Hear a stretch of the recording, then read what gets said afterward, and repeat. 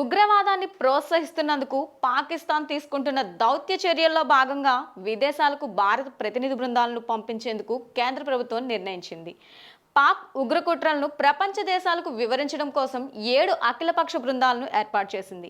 ఆ ప్రతినిధి బృందాలకు నాయకత్వం వహించేందుకు 7 ఎంపీ పేర్లను ప్రకటించింది.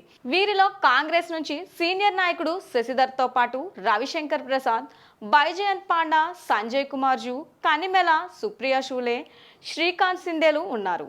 వీరు విదేశాల్లో భారత్ బృందాలకు నాయకత్వం వహించినట్లు కేంద్రం వెల్లడించింది. 7 గ్రూపులు 10 రోజుల వ్యవధిలో 5 దేశాలకు వెళ్తాయి.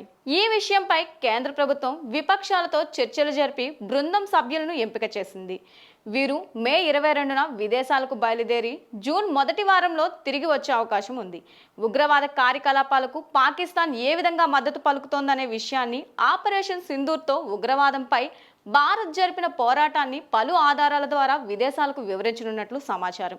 వీరు ముఖ్యంగా 5 అంశాలను ప్రపంచ దేశాలకు వివరించనున్నారు. మొదటిగా ఆపరేషన్ సింధూర్ చేపట్టడానికి కారణమైన పాకిస్తాన్ రెచ్చగొట్టే చర్యలు.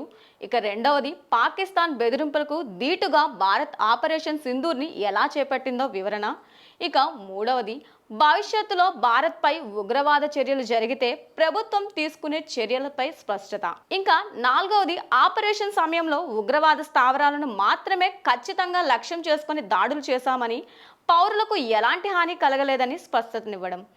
ఇక ఐదోది ఉగ్రవాదాన్ని ప్రోత్సహిస్తూ ఉగ్రవాదులకు సహకరించడంలో ఎన్నో ఏళ్లుగా పాకిస్తాన్ ఆచరిస్తున్న పాత్రను, దానివల్ల ప్రపంచ దేశాలకు పొంచి ఉన్న ముప్పును వివరించడం.